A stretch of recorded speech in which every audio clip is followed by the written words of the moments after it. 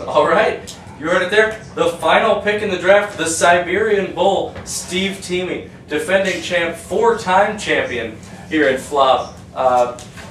Where's he going to go this year? Is his 12th position in the draft board going to affect maybe his numbers this year? And do we see a repeat maybe?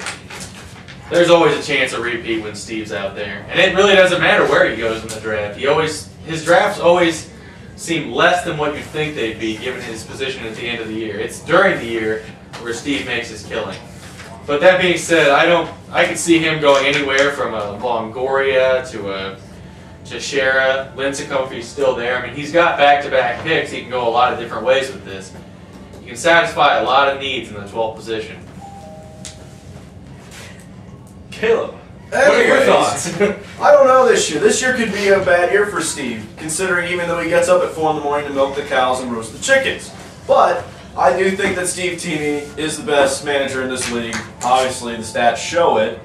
I'm not going to lie about that. And plus, he's a Bear. So, anyways, I do project him to take Prince Fielder after, I take Ryan Howard. But he probably won't be on the board still because I just said that. So, Prince Fielder is who I think Steve Teamy will pick if he's left there in that situation. I really don't see Steve Teamy taking a first baseman. He knows that they are deep in this league.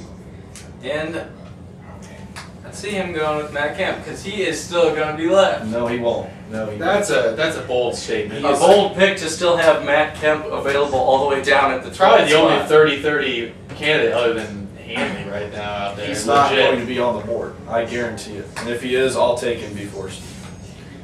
There you go. You have it. There you have it. You will not get Matt Kemp. Make sure you take Matt Kemp out from under Caleb's nose there, because that'll just piss him off, and that's what we like to do here.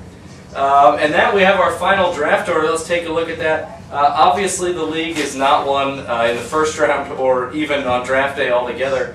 But when you look at the first round here, and we have our projections, who do you think has a leg up on the competition this year and why?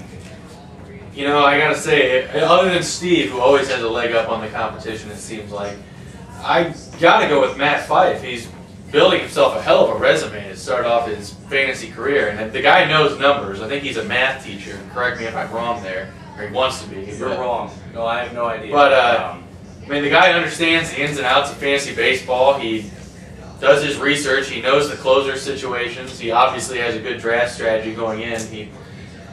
I wouldn't be surprised to see him take the league this year. Yeah, he's got that 10th selection, which is just late enough in the draft that he's going to get 2 real quality players right in a row.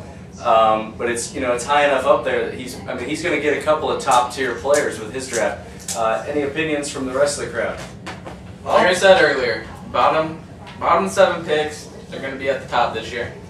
I'm going to say I like J.D. Schlitter. I think he's in the driver's seat for that 3rd pick between one of those top 3 guys. I mean, of course, Pujols is going to go, and then you got A-Rod, and then you got Hanley. Whichever one's left makes J.D.'s decision pretty easy. And plus, he won the league the year that Steve did not. So I'm going to reach outside the box a little bit. And I'm going to go J.D. Schlitter. It's not a bad pick. I also must say that bottom 7 does not include Caleb, so. No love for Caleb Caleb's staying now. here in the Notice studio. Teamy's finish last year, not available. What happened? Would you like to comment? Well, he gave it his all. He just didn't. After finishing better than you, which I would just understand. Hey, I would just like it to be known to everyone that I would rather have a not available finish than dead last.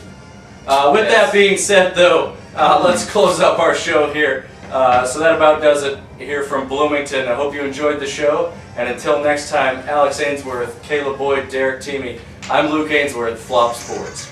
Hey, how about Derek's sister? Yeah. Jelly. She's talking about this. I'd love to get a little peanut butter on her. Peanut butter and ladies. Peanut butter and ladies. Oh, you like jelly with your ladies.